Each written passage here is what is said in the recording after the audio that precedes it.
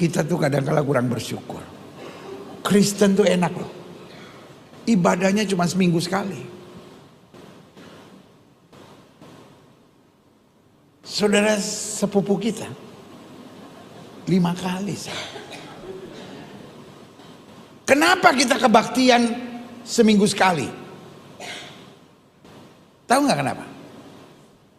Karena bayarnya 10%. Itu berhubungan, saudara-saudara. Makanya saya tidak pernah tertarik perdebatan tentang perpuluhan. Orang kalau nggak mau bayar perpuluhan nggak apa-apa. Semua hamba-hamba Tuhan yang bilang nggak usah bayar perpuluhan nggak apa-apa. Bayar 2,5. Nggak usah 10%, 2,5. Tapi sembayangnya 5 kali sehari. Iya dong, enak aja. Udah cuma 2,5 mau seminggu sekali. Beda kelas. Dari mana masuk gereja langsung masuk. Kita orang Islam diajarin bersih sebelum sembahyang, cuci semuanya. Saya bilang lu 2,5. Gue 10%, bukan berarti gue jorok. Disucikan oleh darah Yesus. Nggak usah tepuk tangan. Lu 10 apa 2,5? Yang enak aja, amin. Persembahan 2,5%. Iya.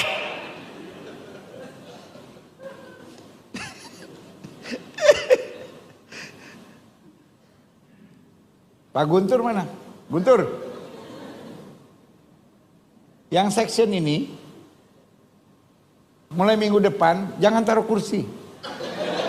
Yang 2,5 duduk di situ. Pasti bayar perpuluhan dia. Puas banget dia seminggu sekali. Gak usah cuci-cuci. Ya kan? Gak usah bergerak-bergerak. Loh, kita kan bayar 10%. Makanya kita kebaktian tenang aja. Ya kan? Paling berdiri, nyanyi, tepuk tangan. Santai. Ya kan? Tapi kok 2,5, setengah mati.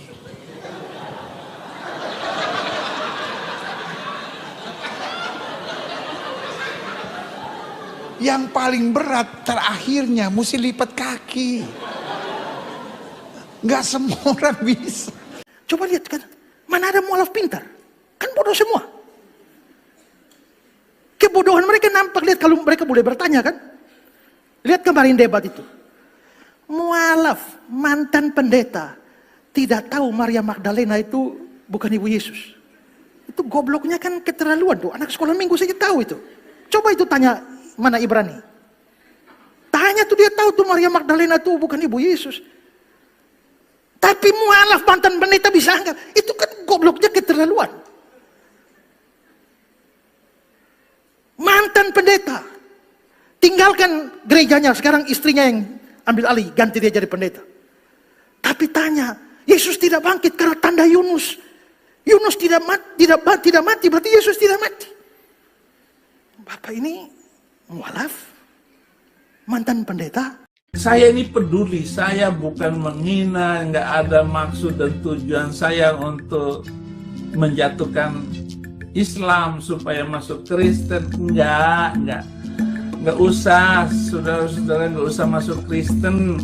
Di Kristen aja banyak penipu, di Kristen saja banyak sekali yang menyakitkan hati saya. Bayangkan alat-alat di gereja saya ini yang baru saya beli diambil anak rohani saya, si Yopi, Nobin, kerjasama dibawa ke Yayasan Bethesda katanya. 2 hari diangkut alat-alat itu. Di Kristen sudah banyak jahat, nggak usah masuk Kristen karena orang-orang di Kristen aja banyak yang jahat. Mau jadi pelayan Tuhan dengan menipu gurunya ditipu. Itu di Kristen. Coba diperbaiki di Yayasan Bethesda itu. Bu Desra, kamu sebagai ketua umumnya yayasan itu. Kalau nggak bisa perbaiki, nggak usah melayani. Nggak usah sombong, nggak usah bawa-bawa nama Saifuddin Ibrahim. Biar tahu semuanya. Saya nggak suka pelayan busuk di dalam gereja. Ingat baik-baik ya Yopi ya. Kamu nggak ada bertanggung jawabnya. Dasar otak narkoba. Dasar otak narkoba. Jam 8 itu paling santer jam 9 saya sudah bangun. Betul. Saya buka Komal, tidak ada apologet yang bangun. Atau mereka sibuk. Mungkin mereka butuh ini. Betul. Kayaknya butuh ini. Karena begitu saya buka Komal pagi-pagi, saya cari, mana ini Ya Komal? sering, sekarang ini kok nggak ada yang buka. Oh, Iya. siap bang, siap bang. Tadi pagi, kemarin begitu terus. Jadi gimana mau dakwah kita ini bagus? Sementara saya mau solo, jaringan nggak bagus. Gitu. Kita kalah sama Pak Bombom. Nggak ada yang seperti Pak Bombom. Bisa 12 jam, 13 jam sendirian. Iya, betul. Jadi ya teman-teman apologet, dan bukan juga hanya apologet, Dinda. Siapapun netizen kan juga ikut begadang. Mereka juga ikut tepuk tangan, mereka juga ikut ribut tertawa. Maka ini mereka butuh ini suplai nutrisi untuk menjaga kesehatan. Ini ada mau madu dan murah. Saya agaknya kaget. Berapa harganya? 40.000. 40.000. Sebanyak ini, Masya Allah. Allahu Akbar. Kenapa murah, teman-teman? Karena beliau langsung connect dengan sumber, dengan penghasil madunya. Bukan melalui banyak-banyak tangga-tangga, tapi Nah, kita ambil. langsung di tempatnya. Jadi murah. Jadi teman-teman netizen, silakan pesan madu ini di saudara kita. Di link deskripsi sudah ada juga. Ada di deskripsi ya, sehingga ya kita nonton itu bisa kuat. Percuma juga untuk nanti tidak masuk juga ilmunya kalau gitu. Oke, assalamualaikum warahmatullahi wabarakatuh. Iwan Villa semua. Waalaikumsalam warahmatullahi Kesempatan kali ini kita akan ngobrol-ngobrol dengan salah satu mualaf ya dari tempat Kodondi kalau boleh kalau nggak salah ya. Ini Korudi namanya ya. Iya kok. Oke, ini Chinese juga, tapi nggak tahu Chinese mana ya. Pontianak ya. Chinese Pontianak. Chinese Pontianak. Ya, ini kemarin bersyahadat di tempat Kodondi ya. Iya kok, di tempat Kodondi di 23 Desember, cuman ditampilkannya di 25 Desember. Jadi Kodondi siarkan videonya di 25 Desember pas hari mualaf ya. Disimpan videonya. Iya. Waktu itu lewat StreamYard kalau nggak salah ya, bersyahadatnya ya, online. Iya kok. Oke. Mungkin take over soalnya Rudy ini ada cerita-cerita sedih, cerita-cerita yang inilah nggak enak ya dalam hal kisah hidup mualafnya. Dan spesialis yang begituan biasa si Kores saja. Res, signal gua jelek oi. Waduh, si Kores tidur guys, seperti biasa nggak jelas. Ya mungkin boleh diceritain singkat dulu dari agama apa sih sebenarnya? Sempat di Kristen ya? Iya, saya sempat di Kristen, pernah jadi anak komsel juga kok. Di GBI ya? Di GBI artinya? Bukan di Geraha Mazmur 21. Geraha Mazmur 21 nama gerejanya? Iya, Pisam PSALM 21 channel YouTube-nya. Oke, enggak nama gerejanya? Geraha Mazmur kok. Kenapa Jul? Enggak, ini dia mau cerita tentang suka duka jadi mualaf. Kan yang spesial segituan lu. Oke. Apakah Enggak, Rudy udah Geblek mulai dari kisah mualafnya dulu dong. Gimana sih lu? Oh. Kenapa Rudy milih Islam? Dari agama apa sebelumnya? Background keluarga itu Konghucu kok. Buddha. Oke. Rudinya agama apa? Terus saya pada saat saya remaja itu masih ngikut Konghucu, cuman pai-pai gitulah kok, tanggal 1, tanggal 15 Cina gitu pai-pai.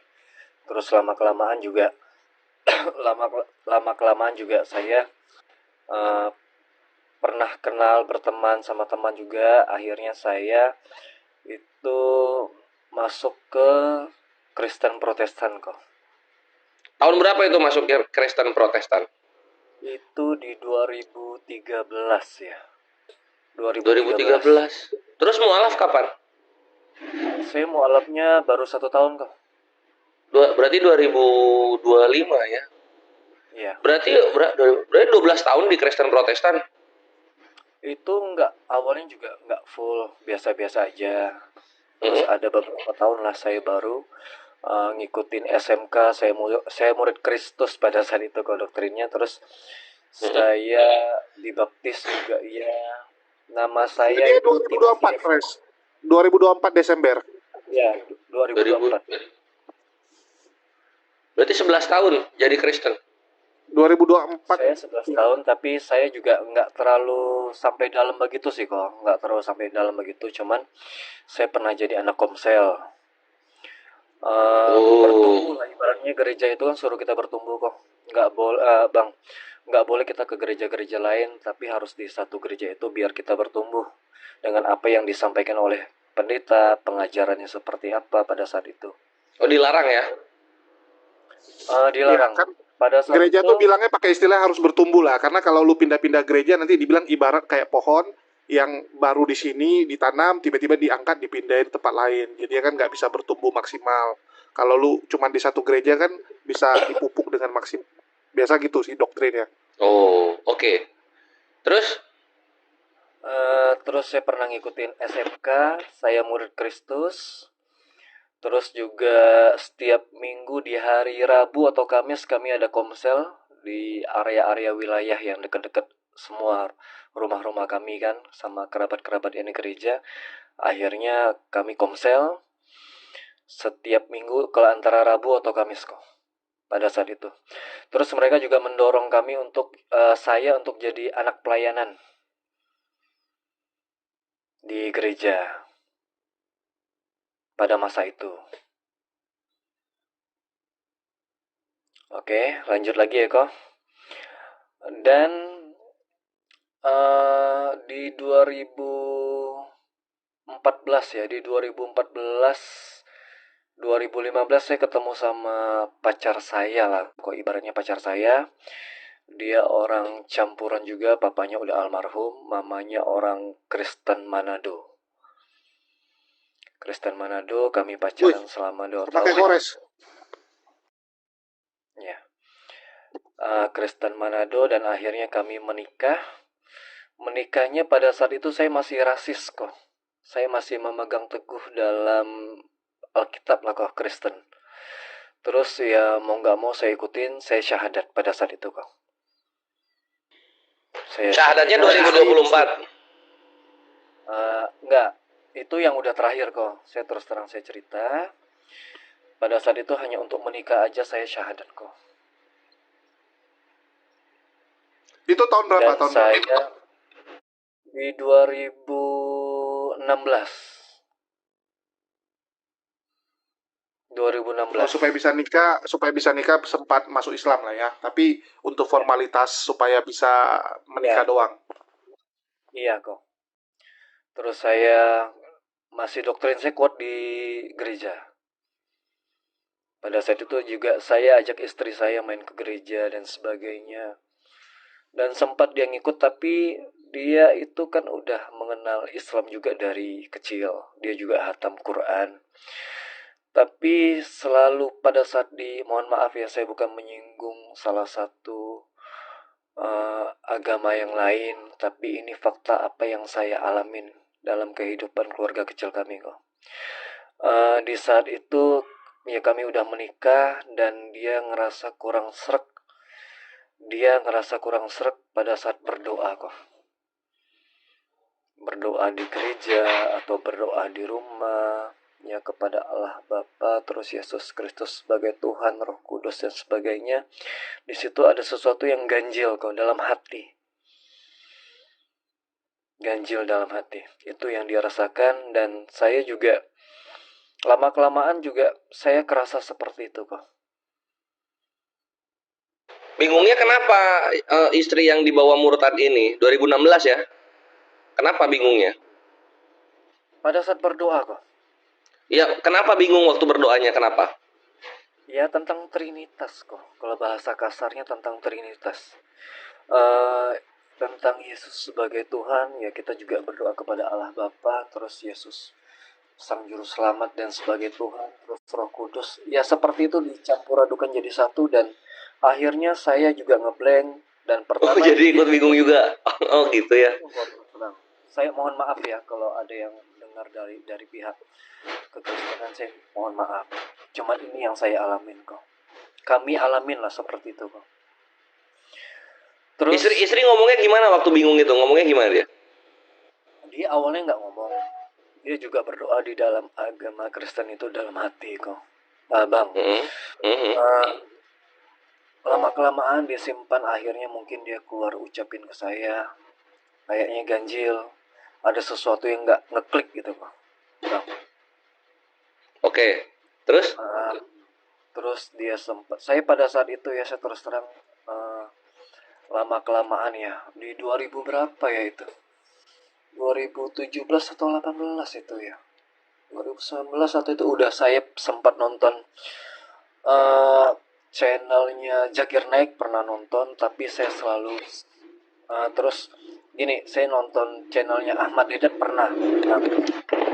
Oh, itu gurunya itu. Beliau lawan pastor, tapi saya selalu mempercepat durasi pada saat Ahmad Dedat itu bicara, karena saya nggak senang. Saya hanya menonton pada saat pendeta itu bicara, karena pada saat itu saya senangnya itu bahasa kasih lah, begitulah Bang. Oh, nggak seneng gitu. Jadi belum dapat panggilan ya? Ya, terus terang. Kalau waktu nonton pas nonton Ahmad Dedat rahimahullah dan juga nonton Dr. Zakir Naik itu hidayah belum dapat di situ ya. Nah, coba gue pengen balik lagi. Kan ini istri itu bingung ketika berdoa di dalam cara Kristen gitu. Akhirnya lu juga malah ketularan bingung gitu kan berdoa di dalam Kristen. Nah, bingungnya itu kenapa gitu loh? Gue belum dapet alasan bingungnya. Coba diingat-ingat lagi dialog sama istri gimana ketika istri ini mengutarakan kebingungan dia soal berdoa itu. Silakan. Bukan hanya dialog sama istri sih Bang. Terus terang saya juga kan ada teman Muslim. Terus kan setidaknya kita bisa berpikir Bang. Saya juga punya pikiran lah. Saya nggak sebut akal Bang, tapi pikiran. Dan pada saat itu saya berpikir, kan Tuhan nih.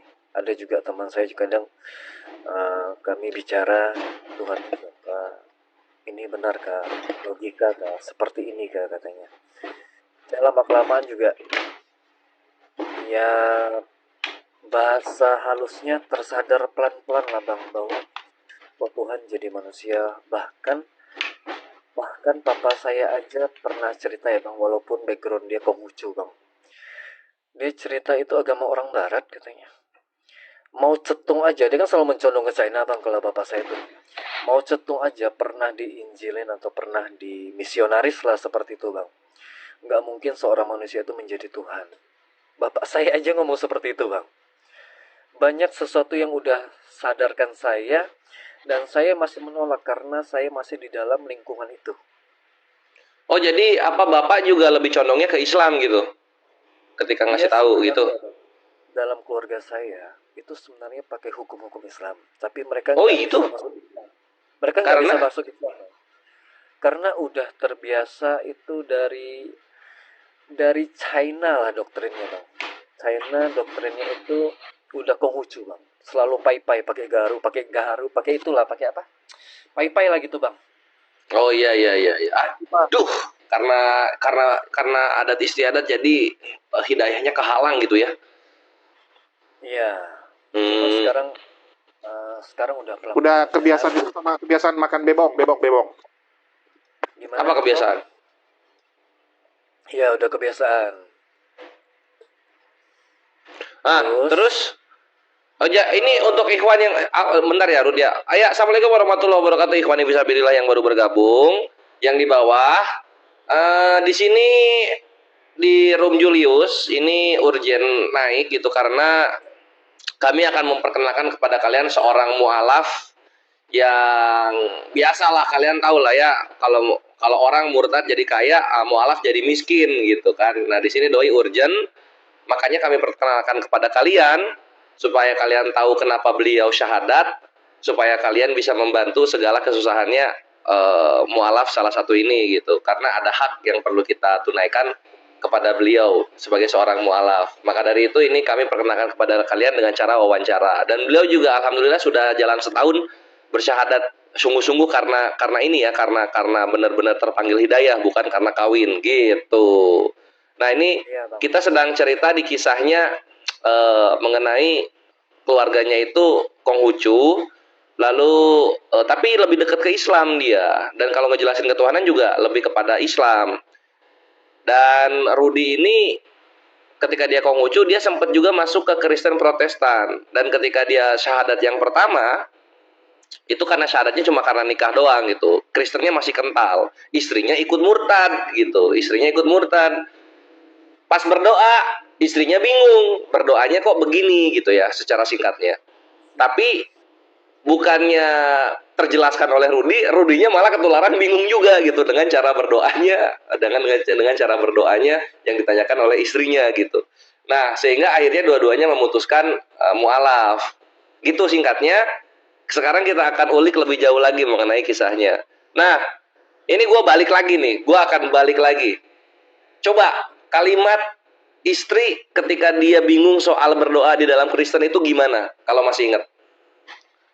Ya tentang berdoa itu bang, dia juga nanya Iya. ke saya, doanya seperti apa sih? Haruskah kita berdoa seperti ini? Kok 3 oknum jadi satu? Terus kalau ditanyain sama teman-teman yang muslim, gelabakan bang, gak bisa jawab. Oh. Benar, gelabakan, Yesus Tuhan. Terus ini, pada saat ini gimana? Apakah dia masih Tuhan? Terus Allah mana katanya? Kalau orang-orang Islam nanya, bingung sendiri bang ujung-ujungnya. Itu jadi satu pertanyaan dalam hati. Dan pada saat itu ya bang, mohon maaf ya, saya ini penonton Sang Debaters bang. Saya minta maaf ya, saya penonton Sang Debaters dan saya senang juga sama Saifuddin Ibrahim. Pada saat itu bang, kami kadang sampai subuh hari bertengkar loh bang. Bertengkar hebat loh bang. Gara-gara saya masih mengimanin tentang doktrin-doktrin saya lah bang. Terus juga ada menghina Nabi Muhammad. Pada saat itu lama-kelamaan tampillah channel Kodondi bang. Channel Kodondi. Istri saya menonton channel Kodondi. Coba lihat nih. Terus Deddy Kobuser juga masuk Islam pada saat itu bang. Orang hebat ini masuk Islam. Itu jadi shock kami bang. Jadi gimana ya, gempar lah bang. Kok dia bisa ya? Bahasa Pontianaknya kok orang ini orang kaya tapi kok hebat. Terus kok dia menemukan ini padahal backgroundnya gini-gini, kok bisa gitu loh bang. Jadi kami mencari tahu bang, dan saya membuka hati saya gini bang, saya memposisikan diri saya tuh nggak ada agama. Saya memposisikan diri saya nggak ada agama. Terus saya melihat di situ, ini seperti ini seperti ini, ini seperti ini, oh ini seperti ini, yang oh ini katanya pakai akal. Oh akhirnya istri saya itu menghubungin Kodondi bang melalui Instagram, dan kami memutuskan syahadat pada saat itu bang. Saya benar-benar memutuskan syahadat saya tentang keilahian bang, tentang ketuhanan. Masya Allah, Allahu Akbar. Yang bikin saya masuk Islam itu tentang ketuhanan bang, tentang keilahian. Terus tentang masuk akalnya, tentang setelah kematian kita. Karena background saya ini udah bener-bener, saya udah pernah kedoktrin dengan agama Buddhis. Saya juga udah kedoktrin dalam agama Kristen. Jadi saya paham bang, meninggalnya aja mama saya bang, mohon maaf lah bang, mahal sekali. Mahal bang. Oh gitu, mahal meninggalnya. Mahal bang, mahal. Beli bajunya aja, bukan saya jelek-jelekan ya bang, beli bajunya aja 1,5 juta. Terus beli peti matinya aja 20-an juta. Terus kalau angkat ceret aja bang, angkat ceret itu bayar bang di yayasan. Terus apa-apa harus kasih angpau lah, apalah. Intinya semua mahal bang, tanah aja mahal, bayar orang yayasan mahal. Terus meninggalnya katanya dilahirkan kembali jadi manusia lagi. Saya nggak terima dalam hati saya bang. Kok bisa nggak terima? Iya dong, masa kita lahir lagi nanti jadi manusia baru, bahwa kita nih akan bereinkarnasi bang, reinkarnasi jadi manusia lain lagi. Saya nggak mau di situ bang. Terus Oh terang iya aja. iya iya iya. Ngerti. Ya, lingkungan saya juga banyak Islam kok, simple ya. Terus saya baca tentang nabi-nabi juga, ya dikafanin, apalagi Yesus Kristus dikafanin, meninggalnya lah bang. Kalau dalam cerita di Bible lah bang ya, walaupun diselamatkan sama Allah, semua dikapanin, hal-hal yang nggak mesti. Saya cerita lagi, pada saat itu mama saya ada yang kasih sekitar sumbangan lah bang ya, orang Chinese kan 3 hari ya pada saat itu baru dikebumikan bang. Terus dapat sumbangan 20-an juta sama keluarga dan sebagainya lah bang pada saat itu aja nggak cukup bang. Itu sampai nilainya 100 juta. Cari kemana, cari ke sini, intinya ribet bang. Saya nggak mau seperti itu, meninggal aja susah loh. Seharusnya iya. dalam pikiran saya tuh simple, saya dikapanin aja, saya meninggal, saya lahirnya nggak bawa apa-apa, yaudah saya dikuburin dengan, yang penting saya perlunya doa dari anak-anak saya bang. Kebetulan anak saya 2, saya perlunya itu, dan saya terbuka di situ bang. Mungkin salah satu saya menemui kebenarannya, salah satu faktornya seperti itu bang, terus terang. Oh jadi ketika membandingkan dengan Kristen di ketuhanannya, ketika membandingkan dengan Konghucu di apa prosesi kematiannya gitu ya? Ya, terus kalau dalam agama Konghucu, dalam doktrin papa saya, Tuhan itu seperti presiden bang. Terus untuk menyampai sesuatu ke sana itu susah bang. Kita harus melewati dewa-dewa. Kalau mau dewa rezeki, kita harus pai-pai ke dewa rezeki. Kalau mau dewa yang memberi kesehatan, kita harus ketemu dewa yang memberi kesehatan. Bahasa kayaknya pin on katanya bang, biar baik-baik. Saya nggak terima di situ bang. Oh jadi banyak perantara-perantaranya dulu gitu ya? Iya. Terus kita nanti meninggalnya ketemu Nyam Lobong katanya. Nyam Lobong itu kan artinya Raja Neraka bang. Mana saya terima bang. Kalau apa? Kita kalau meninggal nih, kalau orang Chinese dalam agama Konghucu ya bang, dalam doktrinnya papa saya ya, itu bakal kalau kita meninggal nanti, kita ketemu sama Nyam Lobong bang. Nyam Lobong itu artinya Raja Neraka bang. Oh gitu. Ya. Kenapa nggak mau ketemunya? Kita harus ketemu sama dia bang, artinya kita pasti masuk neraka bang. Pasti masuk neraka. Iya bang, bahasa kata. Surganya gimana kalau di sana, di Konghucu? Surganya itu doktrinnya 11-12 dengan agama Buddhis ya. Itu kita akan mencapai nirwana bang. Oh nirwana. Bahasa yang lebih 90%-nya kita jadi manusia lain bang. Bukan jadi diri kita sendiri. Kita akan terlahir jadi manusia lain. Tapi itu di nirwana? Enggak. Ya maksudnya yang di nirwananya gimana? Kalau yang jadi manusia lain kan itu reinkarnasi. Kalau yang di nirwananya kayak gimana dia?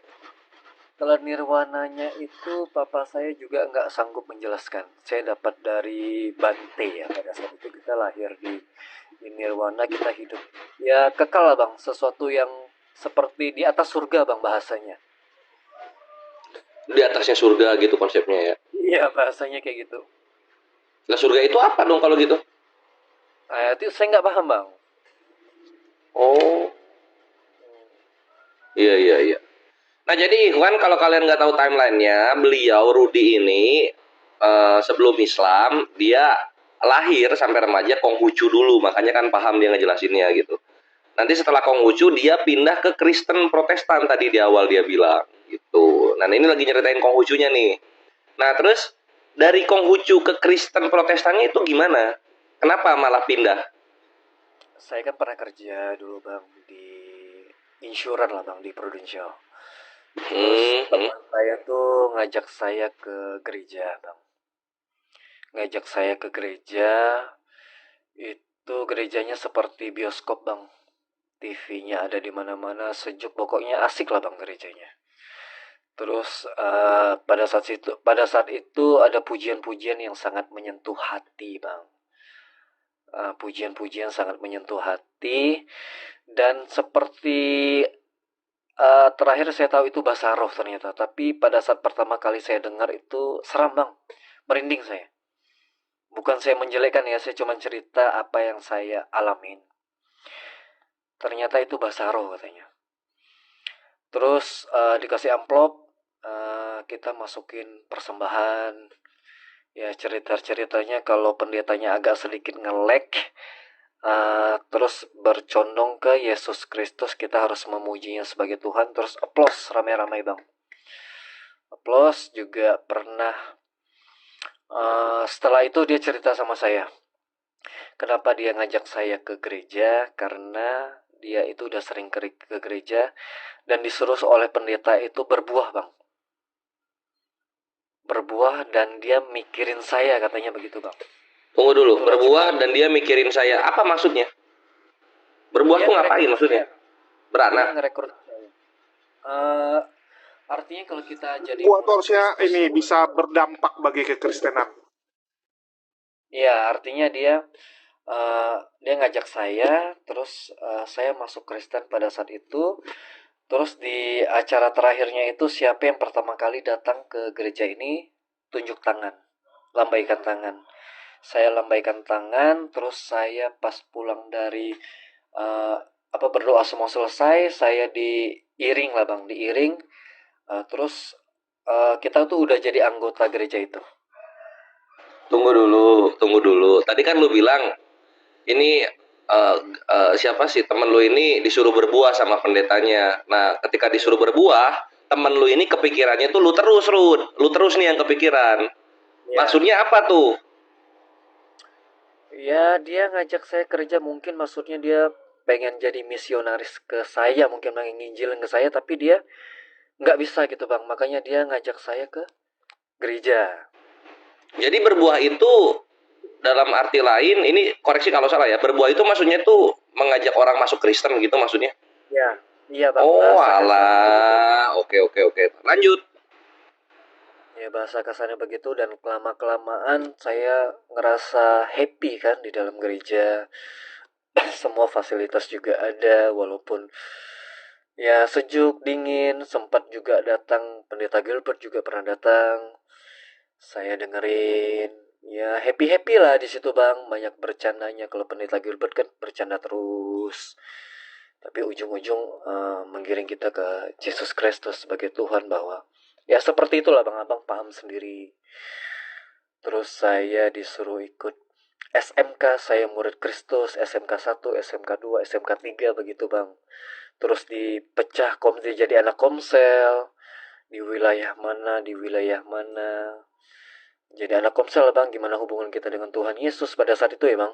Terus gimana hubungan kita sebagai sesama manusia. Kan lu belum masuk Kristen, kok langsung dibawa-bawa gitu? Atau udah itu posisi? Udah setelah dibaptis bang, sorry aku agak spasi ya. Oh, nah itu dah maksudnya. Kan udah pas Gilbert lu mau indong ini ke gereja lu, apa nama gerejanya? Geraha Mazmur 21. Geraha Mazmur 21. Oke, ketika lu ke gereja Geraha Mazmur 21 ada pendeta Gilbertnya, itu lu udah Kristen belum?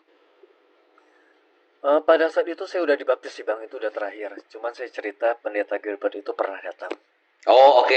Nah, kenapa akhirnya lu memantapkan diri dari Konghucu, lalu kemudian dibaptis menjadi Kristen? Apa alasannya? Alasannya Yesus itu penebus dosa-dosa saya bang. Oh, Pada itu saat alasannya. Oke. Berarti temen lu berhasil berbuah dong kalau gitu, temen lu ini. Berhasil ya? Iya bang. Ini kenapa nggak rela lu jawab? Berhasil temen lu berbuah kalau gitu pada waktu itu. Iya. Terus? Dia hijrah ke Australia bang, kerja jadi TKI ya kalau nggak salah. Terus saya udah sendiri bang, udah pede saya pada saat itu. Akhirnya berlanjut. Terus? Ya. Dan ada juga kenal orang gereja pada saat itu. Sempat juga mereka orang-orang gereja ngomong, kalau pendeta sih enak katanya. Semua difasilitasi. Ke Yerusalem terus bang, tampil terus.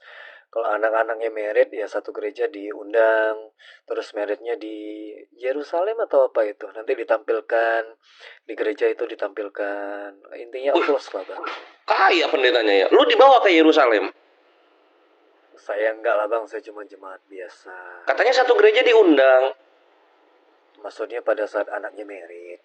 Mm-mm. Diundang semua. Nah, diundang ke Yerusalem maksudnya. Enggak, itu cuma segelintir orang bang. Oh, yang ke Yerusalem diundangnya cuma segelintir orang. Kenapa lu nggak digelintir? Nggak, kenapa lu bukan bagian dari yang segelintir? Saya kan bukan siapa-siapa bang, kecuali saya kan bukan bagian dari pendeta. Kalau pendeta itu mungkin ya saya nggak berani fitnah juga. Mereka punya fasilitas lebih enak lah bang untuk berangkat seperti itu yang saya. Karena setiap tahun itu berangkat bang. Berarti bukan mengundang satu gereja dong, tapi mengundang pendeta-pendeta di situ kalau gitu. Itu yang anaknya merit bang. Iya. Kalau yang anak merit itu satu gereja diundang. Nikahnya di mana sih, di Yerusalem atau di Indonesia? Di Yerusalem, terus kan acaranya juga ada di sini di Pontianak, di restoran. Oh, berarti yang ke Yerusalem cuma segelintir, yang di Pontianak semuanya diundang gitu. Diundang. Oh, I see. Artinya fasilitas apa yang mereka dapatin ya mungkin rezeki dia ya bang ya. Yang pasti Oh, faktanya iya. seperti itu. Oh, ini apa namanya? Terus ketika lu menjadi Kristen, ini di bawah ada yang nitip pertanyaan nih. Ketika lu menjadi Kristen gitu di sana dibaptis, perpuluhan lu rajin nggak? Iya kita datang aja udah disodorin bang, udah disodorin amplop, terus juga kan. Oh, enak dong, dapat duit pulang. Enggak, maksudnya kitanya datang bang kan naik ke lantai 2 nih. Iya. Terus di lantai 2 nih udah ada yang jaga bang. Oke. Anak pelayanan yang jaga, yang tukang kasih amplop. Terus sebelahnya kan ada toilet bang. Iya. Sebelahnya ada toilet ya, kita masuk ke buat ya kita mau pipis dulu atau apa, kita masukin lah uang kita di situ. Barulah kita masuk ke ruangannya buat beribadah. Lu gini, lu kan masuk ke gereja, ada yang jaga nih kan gitu. Yang jaga megang amplop. Iya. Lu dikasih amplop. Iya, itu buat ngisi. Terus lu ke WC kan? Ngisi perpuluhan.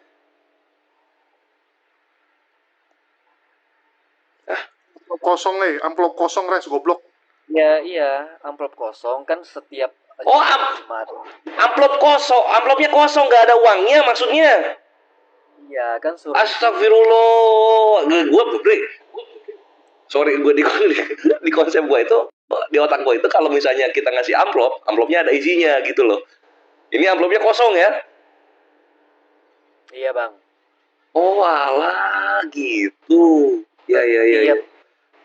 Setiap jemaat yang datang semuanya dikasih amplop bang, disebarin. Terus kalau setiap minggu itu ada 3-4 sesi bang. Enggak, gue ya ini di bawah malah ngata-ngatain gue lagi. Gue nggak pernah begitu Iwan. Gue belum pernah disodorin amplop kosong terus kita disuruh ngisi duit itu enggak gitu. Biasanya kan gue kalau IO bayar kru ngasih amplop itu yang ngasih duit, dalamnya tuh ada duit. Gua kira begitu konsepnya. Ternyata bukan. Oh ya udah, maaf kawan-kawan. Lanjut.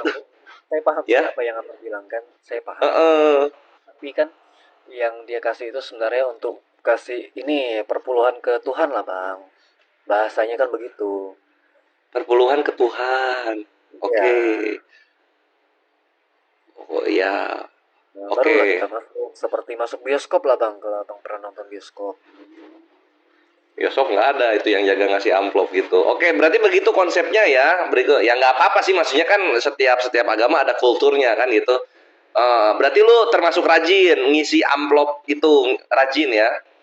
Harus lah bang, karena doktrinnya pada saat itu kan kalau kita ngasih kan ibaratnya bersedekah atau apa itu ya. Intinya kita harus kasih bang, minimal ya 5.000, 10.000, 20.000, 50.000. Bahkan kalau ada yang kasih besar ya bang, kadang pendeta itu bicara, mohon maaf ya bang, saya bukan memfitnah sih. Yang saya alamin seperti itu. Oh, ditunjuk siapa ini kasihnya apa berkatnya lebih. Ya kadang kalau ngasih berjuta-juta ya namanya disebut. Ya seperti itulah bang. Kasih berjuta-juta namanya, ngasih di amplop berjuta-juta. Ya.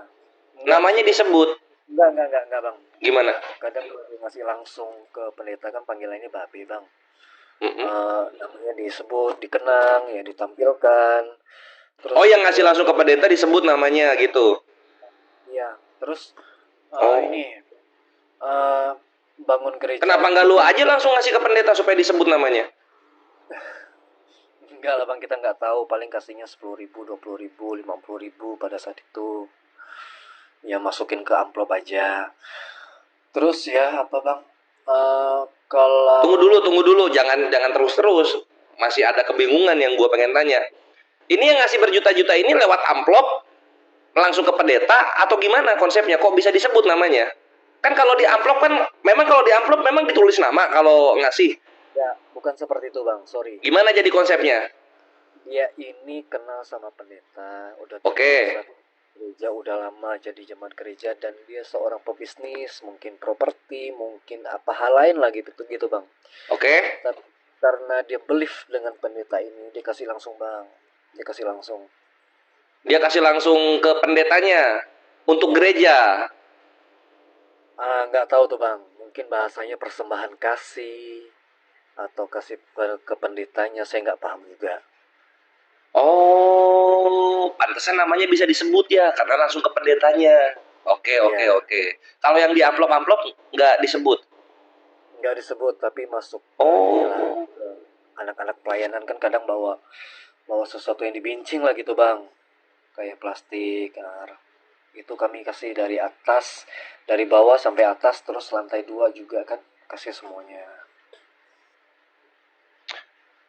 Jadi lu dikasih amplop di depan, terus nanti lu masukin duit di WC, terus lu masuk lu di dalam gereja, nanti ada anak-anak yang apa?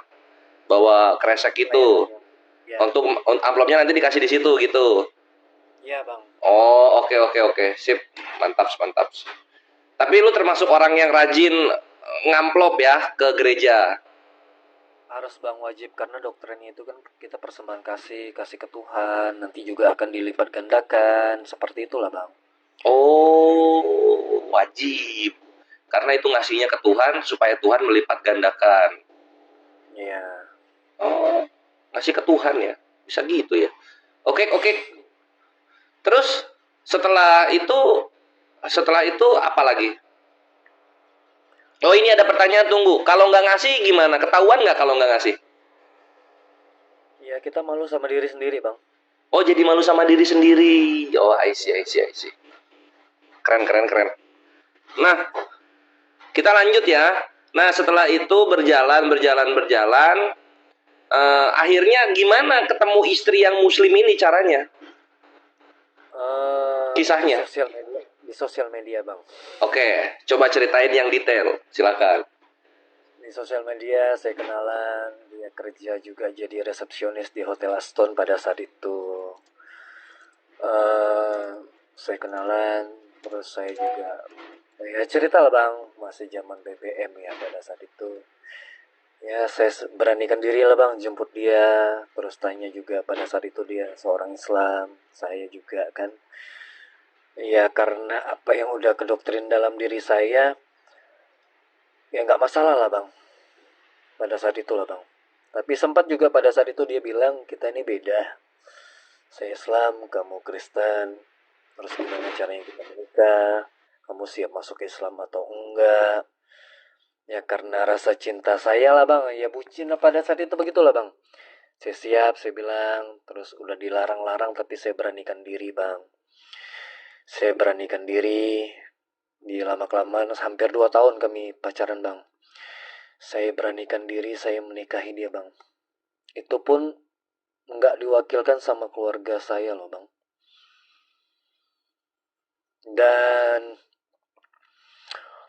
Dan teman-teman Kristen saya nggak tahu bang. Saya diri saya aja. Saya syahadat gara-gara menikah lah bang. pertamanya saya syahadat. Saya jujur aja apa adanya saya bicara. Saya menikah di KUA lah bang. Setelah saya syahadat saya nikah di KUA. Terus pada saat itu saya masih kuat ke doktrin dalam kekristenan, malahan saya yang ajak dia ke gereja bang. Karena saya pikir dia udah istri saya. Tunggu dulu. Tadi gue ini agak ke air bentar. Terus si calon istri ini mau diajak nikah? Akhirnya lu yang ngalah tuh, lu ke Islam dulu karena tadi lu di awal cerita niatannya cuma supaya bisa nikah kan gitu. Iya bang. Nah, terus abis itu kan jalan. Sholat nggak lu ketika pertama kali lu syahadat itu? Nggak sholat. Nah, terus gimana caranya bujuk istri ini ke gereja tuh gimana caranya? Ya kan dia udah jadi istri saya bang. Terus ya saya harus gimana pun dia harus ikut saya ke Kristen. Karena doktrin saya itu banyak yang jelek-jelekan Nabi Muhammad bang. Terus terang aja di kalangan gereja. Bukannya saya mengumbar ya bang. Dia di kalangan teman-teman saya. Terus bahkan saya juga pernah kerja, saya ke Jakarta juga. Di dalam mobilnya leader saya itu selalu jelek-jelekin Nabi Muhammad. Banyak bang. Oh ya anjir, ini ini bukti dokumentasi saksi hidup ikhwan. Memang taritung panghujat laknatullah alaihim ini ada dan nyata gitu loh. Mereka kalau di dunia nyata mereka mulutnya mingkem gitu, pengecut.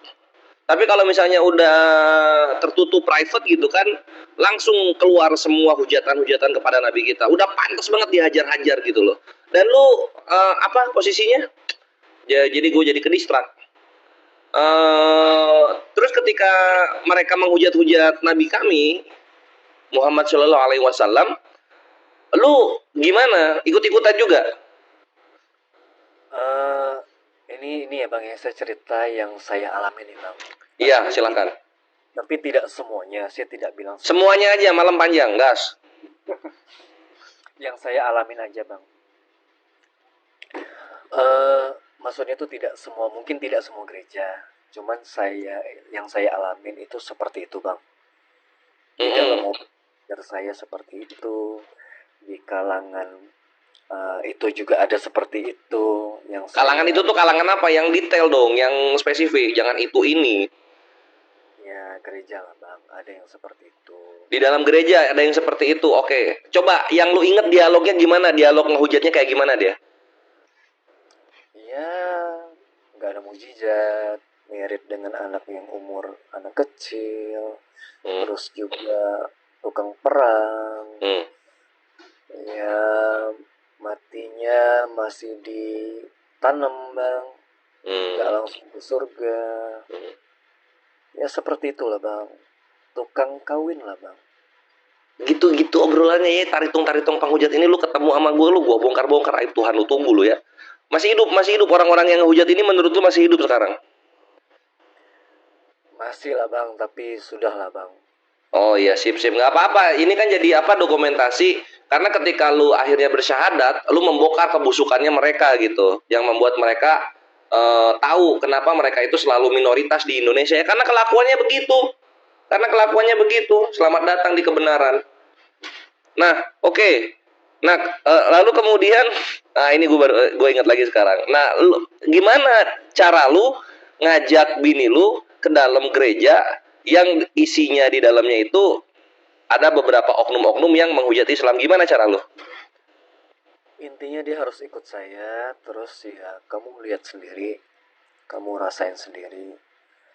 Kamu pokoknya dengan paksaan juga bang. Terus terang ada juga dengan paksaan. Oh lu maksa? Iya bang, dia dulu keras bang. Pokoknya tidak ada penyelamat selain Tuhan Yesus. Berarti ini ketika lu kawin, lu masuk Islamnya pura-pura berarti ya? Maafin saya. Astagfirullah, bisa gitu mah bre. Ya Allah, bisa gitu ya? Demi supaya lu berbuah gitu. Ya demi saya menikahin dia bang. Oke. Otomatis Iya, iya, kan iya. saya, wah bang, kalau bahasa kasarnya, dia kan ngikut saya. Oh, I see, Terus I see, I see. eh, Alhamdulillah nih anak syahadat Ikhwan. Alhamdulillah dia milih Islam sebagai agamanya gitu sekarang. Alhamdulillah. rasis Terus saya bang dulu bang. Saya dulu rasis bang. rasis ya, ras suku dong. Maksudnya apa ya? Kalau agama itu sara. Ya, saya sering menghujat juga bang. Saya nih sering nonton, terus terang lillahi ta'ala bang. Saya sering nonton channel-channel yang sering penghujat lah bang. Bukan lillahi ta'ala dong, wallahi gitu loh. Zaman dulu. Ya, apalagi Saifuddin Ibrahim itu dari Islam, dia seorang guru besar di agama Islam. Terus dia Katanya, ya senang saya bang, orang-orang ya kalangan itu senang benar bang. I see. Ya, ya. Benar. Tapi yang lu cerita di awal, ketika lu denger seneng-seneng kayak gini, akhirnya lu terguncang ketika ada channel Kodoni sama berita Deddy Kobusier syahadat ya. Iya, itu faktor yang paling kuat bang. Itu faktor Oh, yang I paling see. kuat. Mantap. Tapi dalam Tunggu bentar, Rud. Ini gua mau komen dulu Aisyah Syafaqo ini. Tidak ada yang menghujat, yang dibawakan fakta dan ada dalil-dalil. Ya, kita adu fakta aja gitu loh. Kalau misalnya menurut lu nabi kami itu pedofil, nanti gue buktikan juga Tuhan lu itu inces, pedofil dan cabul. Kenapa? Karena keluar dari vagina bocah umur 14-an tahun. Udah tahu itu vagina tetap maksa ke sana keluarnya. Itu kan cabul itu. Pelecehan seksual. Iya nggak Aisyah Syafaqo? Kita adu data aja gitu. Jangan lu main di belakang. Kalau memang kebenaran omongin di depan. Kayak gua nih ngomong di 240-an orang. Kayak gitu. Ya nggak? Selamat datang di kebenaran. Oke, kita lanjut lagi. Ruth. Akhirnya lu memilih Islam gitu kan. Padahal lu sudah mendengarkan hujatan-hujatan yang menurut mereka itu fakta kan gitu. Iya. Nah, terus, tadi udah di awal Ikhwan mengenai kenapa syahadatnya beliau. Lalu kemudian ini yang mau gua tanyakan, ini yang seru di sini. Lu itu kan terguncang dengan Deddy Kobusier, tapi apa lu lupa? Para penghujat Islam itu kan mengatakan Islam ini agama teroris. Apa lu nggak kepikiran waktu mau syahadat? Coba gimana tanggapan lu? Iya. Itu bukan agamanya bang. Setelah saya sadar itu bukan agamanya bang. Itu oknumnya. Bahkan ya, bang, yang saya lihat itu, yang saya tahu ya bang. Bahkan ISIS aja ciptaan Amerika bang. Bah, Benar. mantap. Jadi hujatan Islam agama teroris ini tidak menggoyahkan lu untuk mantap memeluk Islam. Nggak ada kaitannya sebenarnya bang. Tapi orang tuh selalu mencari-cari. Terus terang agama Islam itu udah banyak di framing bang, dijelek-jelekin. Bahkan ya bang, terus terang saya, demi Allah bang, papa saya pernah dirampok bang. Di tahun 94. Umur saya baru 6 tahun. Saya saksi hidup bang. Itu yang rampokkan orang Islam bang. Tapi ternyata kan Kerasin dikit suaranya, Rud. dirampok bang. Ternyata kan itu oknumnya bang. Terus terang, di situ juga papa saya nggak seneng sama orang Islam. Ternyata setelah saya besar, itu tuh oknumnya bang, bukan agamanya. Kadang mereka juga nggak paham, terlahir sebagai, mohon maaf ya, yang dari lahir udah beragama Islam, ternyata cuman ada juga Islam KTP ya, namanya bahasanya seperti itu. Ternyata yang dijelekin tuh agamanya bang, bukan oknumnya. Itu yang orang salah kaprah. Halo. I see. Ya, ngerti. Berarti tidak menggoyahkan lu ya. Keren. Nah, ini gua akan naik lagi, lebih kencang lagi.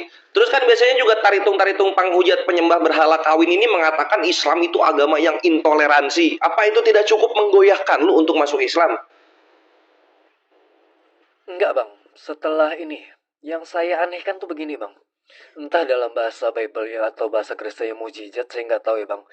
Saya baru mengerti namanya hidayah tuh ketika saya mengenal Islam, Bang. Oh, ini ternyata hidayah. Dan kenapa saya tiba-tiba itu nggak rasis lagi, Bang? Nggak main sarah lagi, Bang.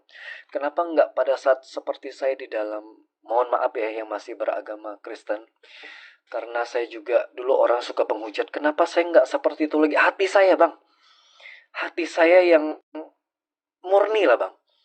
Saya nggak mau jelek-jelekin agama saya sebelumnya, dan saya nggak mau jelek-jelekin background orang tua saya, agama orang tua saya juga, Bang.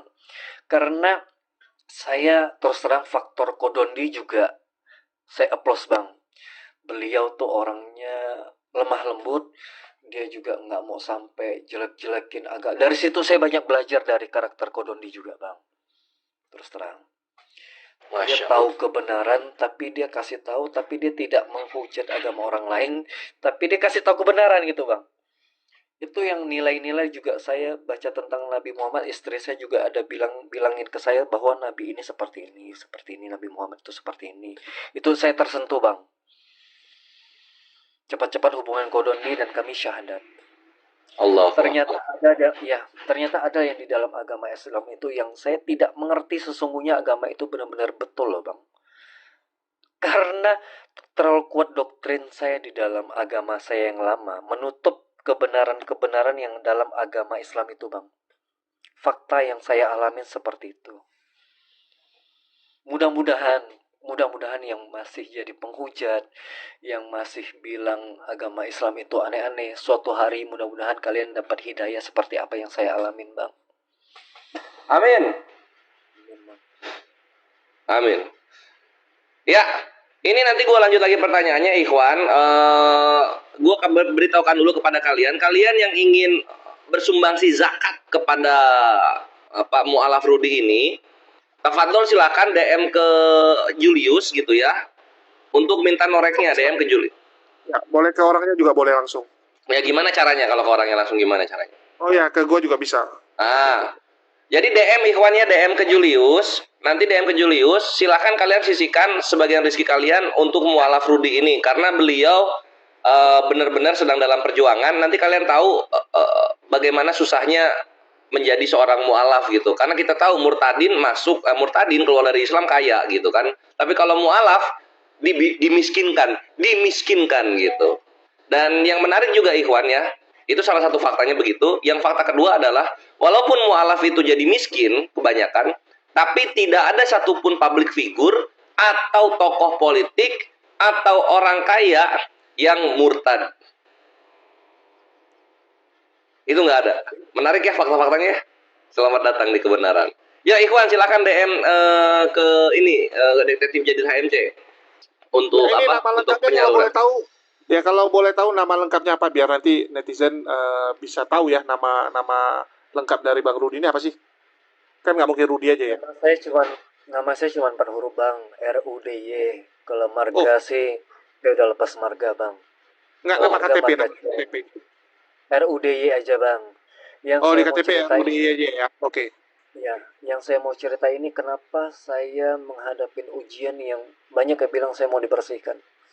Tapi kenapa saya mendapat ujian yang benar-benar ujian, Bang? Oke, kita langsung masuk ke ujiannya, Ikhwan ya, supaya kalian tersentuh. Gas, Arun, silakan.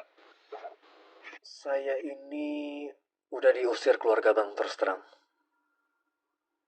Saya diusir dari keluarga. Saya ada 4 adik-beradik. Saya yang paling bungsu. Sebenarnya saya anak yang paling disayang pada saat itu, Bang.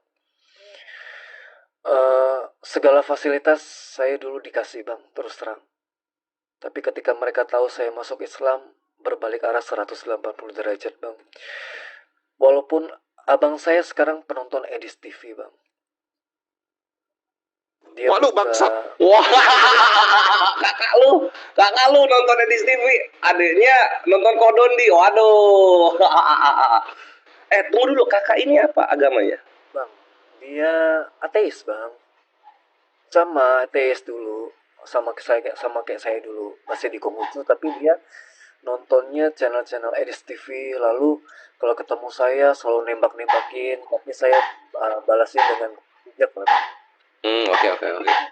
Tahu, dia senang nontonnya karena ada hujatan ke Islamnya ya. Iya, itu yang mereka seneng bang. Jadi top lah begitu bang.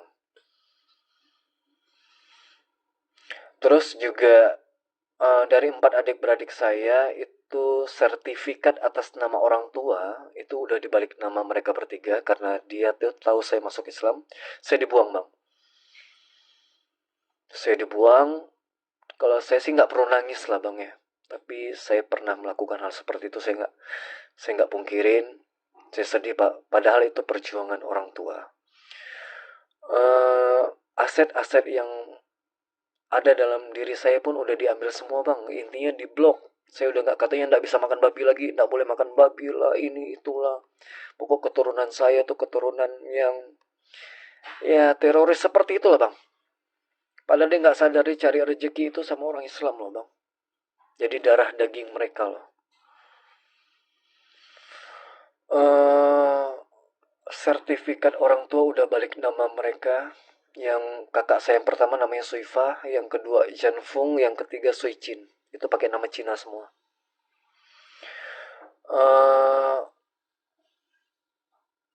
Itu yang saya alamin dan kami memutuskan ngontrak bang, keluar dari rumah. Saya ngontrak dan saya sangat kesulitan. Kemarin saya kerja, ternyata kerjanya sama Oten bang. Saya dijanjikan jadi seorang, dari bahasanya itu pelintan di ujung-ujungnya. Dari seorang manajer, terus disuruh memimpin, disuruh rekrut, terus disuruh jadi SPV diturunin bang, ujung-ujung jadi marketing. Belum sebulan gara-gara dia tahu saya seorang Islam. Ya saya seorang Islam, saya bahasa saya seperti apalah. Saya kan harus bawa agama saya juga bang.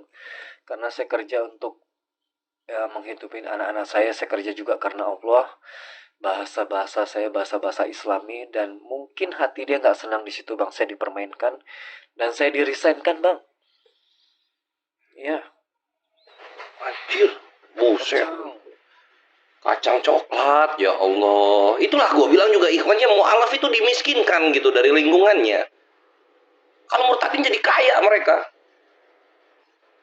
Terus. Ya akhirnya kami gelabakan bang. Terus terang kami sangat gelabakan. Dan sekarang saya jaga parkir bang. Jaga parkir, yang nolong saya ini mu'alaf juga orang Chinese bang. Saya jaga dari jam lepas maghrib sampai jam 9:30 malam. Itu saya pulang. Tadi udah janjian saya pulang agak awal bang. Kadang saya dapat 30.000, 40.000, ya udahlah bang. Saya ikhlas. Sambil saya juga pelan-pelan ngelamar kerja. Di interview ada yang mau terima saya, apa aja saya kerjakan bang. Saya demi istri dan anak-anak saya. Karena saya tuh udah milih dalam agama saya jalani sesakit apapun. Walaupun terus terang kami sangat berkekurangan bang. Mereka ada menawarkan kemarin sama saya, adik-beradik saya. Teman-teman saya juga ada yang masih oten. Kalau saya kembali ke agama itu, fasilitas mau dikasih bang. Terus terang. Motor saya kan nggak ada, saya jalan kaki bang. Rusak motor saya. Mereka mau kasih saya motor. Mau bayarin kontrakan saya. Mau apa semua, udahlah saya bilang. Saya kasih tahu istri saya dan istri saya. Sedih sih bang, terus terang. Tapi saya udah bang, saya nggak mau. Cuman hati saya. Kenapa nggak mau? Ya masa kita harus mempermainkan agama lagi sih bang. Oh diajak ini maksudnya diajak murtad gitu baru dikasih. Ya, Aduh, diajak murtad kemana? Ya 2 agama itulah bang. Oh I see. Oke. Ya. Nah itu ikhwannya, ini aku potong dulu dikit Ruth sebelum nanti dilanjut. Ikhwan, aku ngetik nomor HP nggak bisa nggak kebaca sama TikToknya. Jadi kalian DM ya yang mau bantu supaya beliau bisa bayar kontrakan, seenggaknya meringankan sedikit ujiannya gitu kan. DM ke Julius ya, detektif Jadid HMC, DM ke sana gitu supaya Julius bisa ngasih norek. Nanti berapa terkumpul akan diupdate lagi dan akan diperlihatkan bukti transfernya gitu ikhwan. Tafadhol silakan kalian semua yang mendengarkan ini gitu. Dan aku nggak bisa janji banyak cuma ya insya Allah nanti ada jalan juga dari yang lain gitu Ruth. Nah sekarang gue pengen nanya gini Ruth, kalau lu dikasih kerja apa aja yang halal mau? Mau lah bang, kita kerja karena Allah. Masya Allah. Lagian uangnya nggak kemana-mana bang, buat istri, buat anak. Masa kita Mantap. gengsi-gengsi nggak ada zamannya lagi begitu bang. Mantap, mantap. Lu di mana domisili ya? Saya di Pontianak bang. Waduh, Pontianak. Oke. Ya, oke, itu Ikhwan. Jul, udah ada yang DM, Jul? Aku belum dikasih nomor rekening Rudi. Boleh disebutin Tapi aja biar. ada yang DM nggak? Udah ada yang DM belum? Lo gimana gue buka? Gue kan masih live. Nggak ada apa? Saya nggak ada nomor rekening Waduh. bang. Saya cuma pakai rekening istri aja sama Oh, iya. Nas, bang. Tapi saya Nah, percaya mungkin sama sebutin nama istri supaya nanti yang netizen juga jelas ya nama istri siapa. Nama istri saya itu Yana Saskia. Yana Yana, Saskia. Yana Saskia.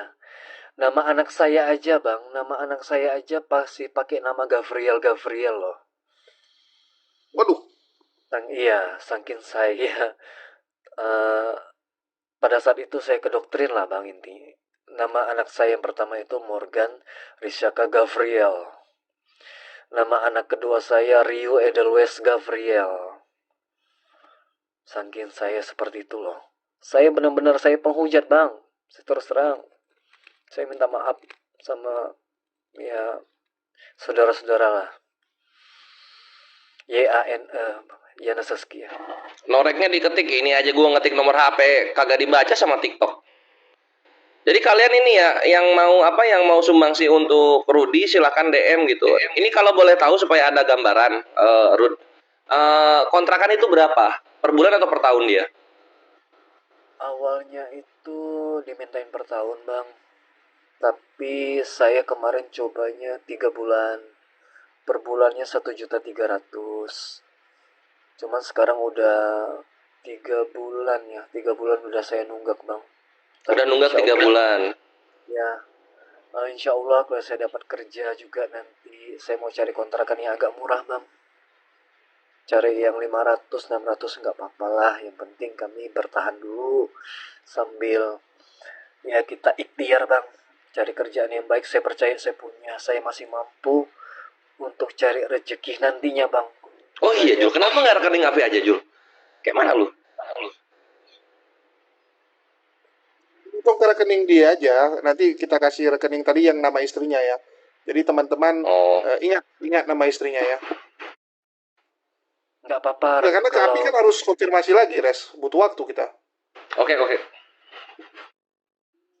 Yang saya nggak habis pikir nih bang, ada yang bilang saya tuh harus bersih-bersihnya masuk Islam, ada juga seperti itu. Tapi kenapa ujian ini, walaupun ujian seorang nabi itu, Nabi Muhammad ujiannya luar biasa, tapi memang ujian saya belum apa-apa. Tapi gini bang, mohon maaf, kami benar-benar hadapin ujian yang benar-benar ujian juga bang. Tunggu. Izin. Tadi ulang nama istri. Istrinya siapa namanya? Biar netizen jelas ya. Nanti jangan bingung gitu. Ini nomor rekeningnya. Hah? Yana Saskia, YANE Saskia. Oke, ya sesuai dengan ini ya. Yang ku tulis di stiker ya. Yana Saskia. Kalau di Manado itu masih Kristen semua bang. Oke, nanti aku minta ini ya nomor rekeningnya. Jadi netizen yang mau nyumbang ya pastikan namanya sesuai, yaitu Yana Saskia ya. Jangan nanti rekeningnya nama si Batagor ya. Kenapa nama bank sama nomornya nggak ada? Gimana caranya Jul? Ya aku belum dikasih. Bisa di WA nggak Bang Rudi gitu? Soalnya bingung juga nih cara ngetiknya. Boleh bang. Nah, aku mastiin aja supaya yang dengar nanti di YouTube, ini kan didengar di YouTube nih. Didengar di YouTube supaya yang di YouTube juga ini tahu ya, kalau nomor rekening tuh jangan ke nomor rekening yang lain ya, harus ke Yana Saskia. Itu aja sih. Takutnya nanti ada yang di-upload atau apa gitu kan, nomor rekening yang aneh-aneh gitu. Biar jelas ini yang pemiliknya itu adalah istri Bang Rudi, yaitu Yana Saskia. Iya, Yana Saskia. Udah saya WA kan. Ya, sama ini Ikhwan ya, untuk semua yang kalian infakkan untuk mualaf beliau ini, semoga Allah meridhoi menjadi jamal jariah untuk kalian di akhirat nanti. Bang apa nih? Bang BCA. Oh, BCA, BCA. Oke. Ya, Saya tulisin ini ya. tolong ininya ya, tolong apa namanya ya? Konfirmasi nanti ke nomor Julius. Jul, nomor lu dikasih, Jul. Nomorku ada di profilku. Iya, nomornya ada di nomor. Jadi gua harap untuk kalian yang nyumbang ngerti hamba Allah, ngerti gitu, ngerti hamba Allah, nggak akan disebut. Tapi kami butuh totalnya supaya kita tahu udah nyampe target yang dibutuhkan atau belum, kayak gitu loh. Dan apa namanya? Dan kita bisa nutup programnya kayak gitu. Oke, Ikhwan, jazakallah khair. Sip. Jadi ini singkat, ini sambil Julius posting nomornya, ini aku beritahukan dulu, beliau adalah seorang mualaf dari dua agama, pertama Konghucu, lalu kemudian Kristen Protestan, lalu kemudian ke Islam gitu. Syahadatnya 2 kali, pertama waktu untuk nikah doang, yang kedua bener-bener. Dan dia ini mendengar Islam yang jelek-jelek dari komunitas agamanya sendiri, oknumnya gitu, sehingga ini membuat kalian tidak lupa. Dan ingat ikhwan, pembenci Islam itu ada. Cuma kalau dunia nyata mereka pengecut gitu. Tapi kalau di medsos karena nggak kena tonjok gitu kan, mereka jauh-jauh bisa berani kayak gitu ikhwan. Dan beliau ini mengakui juga, beliau dulunya juga menghujat Islam dan sangat senang kalau Saifuddin itu udah upload konten di YouTube-nya. Dulu. Sekarang beliau penghujat tapi udah sadar, alhamdulillah gitu. Dan ini ya kan, ya. Entah kenapa setelah saya masuk Islam ya bang, 1 tahunan terakhir ini ya, hati saya tuh nggak bisa saya seperti itu lagi bang. Entah kenapa ya bang, saya bingung sendiri. Saya tuh tenang rasanya. Bukannya saya menjual agama ya, bukan bang. Ini yang saya alamin. Saya rasanya tenang, saya jalanin, tapi ujiannya juga saya alamin seperti ini ujiannya. Tapi kalau Ujiannya untuk apa saya aja? Kan udah nikah udah cukup lama, anak juga udah 2 gitu, udah sampai 2. Artinya kan selama ini udah pernah kerja, terus pasti sudah banyak lah yang terjadi dalam hidup. Boleh cerita nggak? ujian rumah tangga sih pasti bang, karena kami cuman hidup berdua. Saya juga bantu istri saya ngerawat anak, ngerawat bayi dari kecil sampai hari ini bang, usianya udah 7-8 tahun. Ya kalau bahasa cinta ya pasti saya mencintai istri saya bang. Saya terus terang. Untuk agama ya, saya udah di dalam Islam dan saya udah menemukan kebenaran. Setelah saya udah menemukan kebenaran ini bang, saya harus istiqomah sampai saya mati nanti bang. Udah fix. Karena yang saya hadapin, yang saya lihat, yang saya dengar, bahkan dari background keluarga saya, bahkan dari apa yang udah saya jalanin, saya sebagai Kristen dulu, saya udah sering tahu bang, mereka menghujat seperti apa. Saya tahu, saya aja nggak mau sampai mengumbar sampai seperti apa sekarang. Saya tahu bang, para penghujat tuh, diri saya penghujat dulu bang. Itu yang saya selalu minta maaf sama Allah ketika saya sembahyang, sholat. Saya minta maaf. Ya saya zikir, pelan-pelan saya belajar. Saya juga belajar ngaji. Walaupun belum sampai yang gimana ya, saya juga pelan-pelan insya Allah bang. Semuanya ternyata banyak sesuatu yang baik di dalam Islam, ilmunya luas. Banyak lagi lah bang. Banyak lagi ustadz-ustadz kayak seperti Khalid Basalamah, saya dengarkan dari Syirah Nabawiyahnya walaupun belum tuntas bang. Kita mengenal Nabi Muhammad, ciri-cirinya, semuanya saya pengen belajar yang lebih dalam lagi bang. Itu yang saya mau fokuskan. Ya. Ya, ini masalah mualafnya Bang Rudi ini udah dikonfirmasi ya. Kita udah konfirmasi beliau bersyahadat di tempatnya Kodondi tanggal 23 Desember 2024 ya. Dan di tempat Kodondi juga ada videonya. Dia naik pakai nama Jane Saskia ya. Artinya akunnya istri ya. Ini aku kasih lihat dulu. Bentar ya bang. Ini waktu sama istrinya ya di tempat Kodondi guys. Mana istrinya boleh nyapa-nyapa di sini nggak pakai mukena? Nih, Oh, istrinya. bentar ya, Bang. Saya Ya. sampaikan. Ini ya, akunnya aja Don Daitan. Nih. Nih. Jadi jelas. Nah, pakai Dan ini kita juga udah konfirmasi kok. mukena. Ini udah terbukti istiqomahnya Ukti Kasuma karena doi ini kan harusnya apa ya, asalnya mapan lah, cuma keluarganya buang doi gitu. Umur berapa, Rud? Saya kelahiran tahun 88, Bang. Masya Allah, Iya. masih muda ya. Aku 75. Oke. Ini kontrakan saya, Bang. Loh, kebanyakan kali, Bang. Kardus. Baru pindah. Baru pindah setelah kejadian itulah, Bang. Mereka tahu saya masuk Islam. Sertifikat juga saya udah dikasih, Bang. Bahwa Oh, udah artinya balik tahu nama gara-gara mereka. dari tempat Kodondi nih? Taunya dari mana? Dari video Kodondi viral atau gimana? Dari Facebook juga saya pernah posting ya. Di satu. Saya istri sama anak itu. Istri saya pakai mukena. Terus saya posting tentang agama Islam dan sebagainya. Mereka udah mikir dengan sendirinya dan mereka nanya langsung, Bang. Dan Kirain gara-gara video Kodondi, karena biasa video Kodondi ini banyak menyusahkan orang.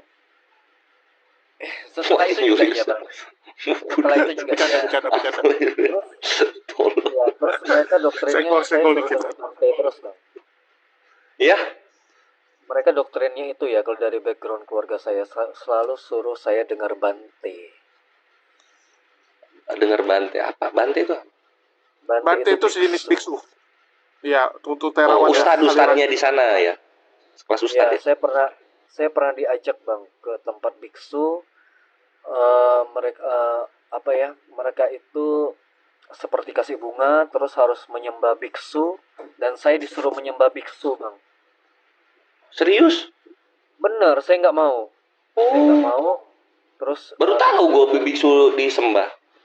iya, Bang. Terus saya nggak mau, biksunya bilang ke yang lain itu, biksunya bilang ke mereka, udah nggak apa-apa, Rudi masih baru katanya. Padahal saya nggak mau, Bang. Saya cuma diajak ke situ, saya mau lihat, perhatikan seperti apa, Bang, tata caranya. I see. Mantap so, istiqomahnya terbukti Ukti, Ikhwan. Mantap betul. Nah ini kira-kira Jul, kan ini lu yang punya lu PIC nih. Berapa lama lu mau buka untuk perbantuan ke Rudi? Seminggu, 3 hari, 2 minggu. Ya mungkin kita bilang seminggu lah. Soalnya ini kan aku taruh di YouTube. Kalau di TikTok ini kan yang nonton cuman segini ya. Ini udah naik lah. Sangat Iya, sedikit sekali. Iya, oke Rud. Oh iya, mana lupa, mana? Halo istrinya Akhi Rudi. Ya. Ini Mungkin boleh tanya. iya. Ini aku mau nanya. Itu waktu syahadat yang pertama karena mau nikah beneran pernah dipaksa ke gereja sama suaminya? Dokter dari mama kandung saya juga sering kan dia itu kasih injilin Dari setiap Manado? nelpon. Karena mama di Manado, Bang. Itu kan ini berarti mama kandungnya Ukti ini bukan Islam. bukan. Terus Ukti ini mualaf atau gimana? Cerita dari papa mama. Saya mama papa itu dulu di Jakarta. Tunggu bentar. Ini gelap posisi. Maaf HP-nya. Bentar, Bang. Memang Iya. Enggak, tadi terang kok. Posisinya aja tadi. Sini, Bang.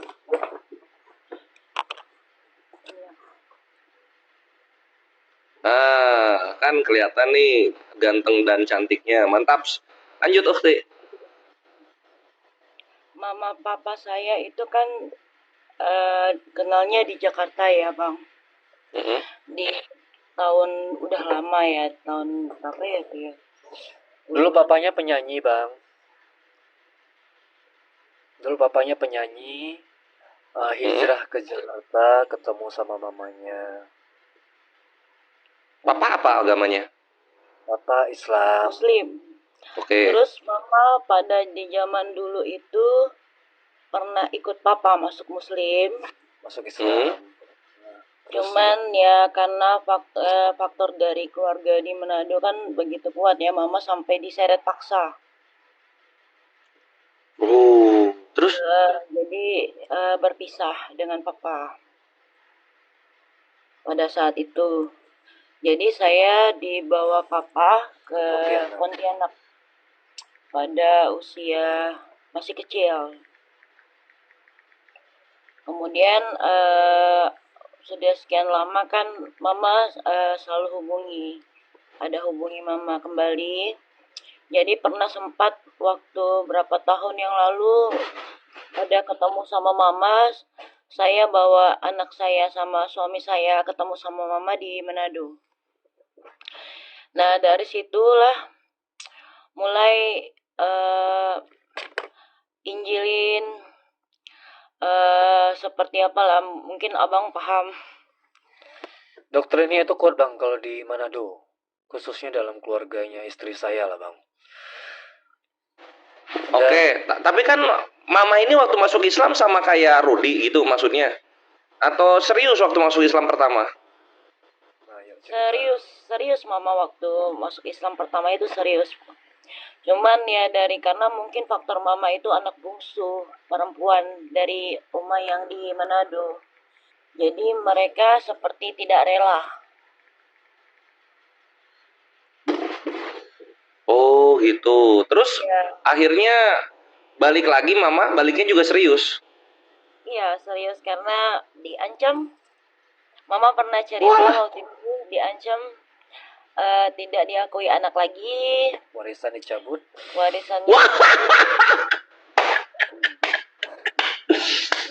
Aduh penuh kasih sekali ya.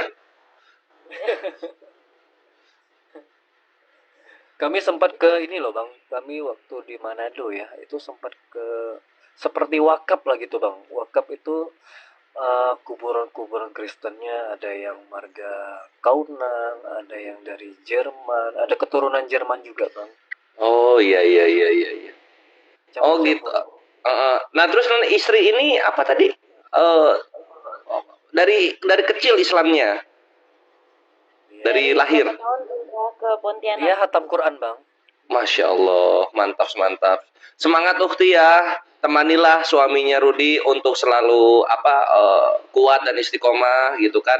Karena mau kaya mau miskin, kalau iman kita lemah, tetap kegoda sama maksiat, apalagi jatuh dalam kesyirikan itu besar kemungkinannya ketika iman kita lemah. Alhamdulillah, Rudi mu'alaf yang kedua kalinya ini benar-benar karena hidayah dan beliau pegang banget itu imannya. Alhamdulillah. Istiqomah. Akhi Rudi. Ya? Menantikan hatinya dapat hidayah bang. Lama ya nunggunya ya? Kayak siapa ya cerita Marcel Syaan ya. Oh, kayak gitu ceritanya. Seperti itulah bang. Mantap. Berapa tahun bang waktu itu ya? Hampir Ya. 9 tahun ya. 9 tahun. 9 tahun. Ini nomornya bukan bener nggak? Ini diketik Rudi ini. 02. Oh ini kebaca nih. Nah itu Ikhwan di screenshot ya, di screenshot. Nanti kalian yang udah infak sodako konfirmasi ke Julius, jangan ke gua kebanyakan program. Jadi ke Julius. Nah ini karena kayaknya aku rasa waktu udah cukup juga. Alhamdulillah sudah terdengar kisahnya oleh kami umat Islam di TikTok. Aku mau nanya istrinya nih, kok istrinya mau ya sama Chinese, tapi kok ini Chinese-nya susah gitu? Nggak tahu bang. Ya namanya diputus dari keluarga, bre. Chinese kan hubungan keluarganya itu loh. Dulu saya tuh dikasih ini bang, saya tuh sebenarnya mereka itulah tawaran terakhir 1 minggu yang lalu bang.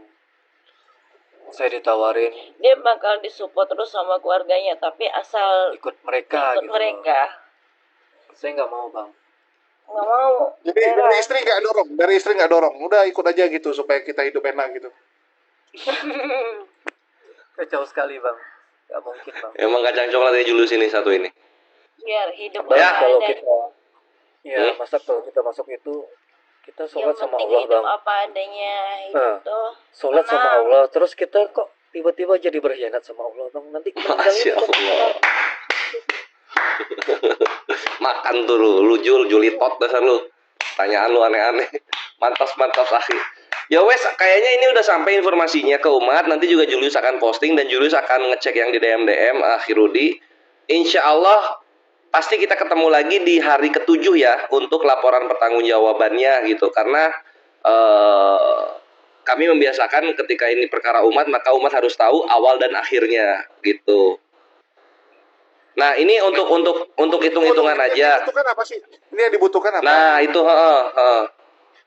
Biar yang dibutuhkan spesifik. apa aja? Yang dibutuhkan apa aja? Dibutuh ditolong ya, silakan. Ini sekarang posisi kerja ya, jadi parkir ya. Bang, saya izin anak saya bangun tadi.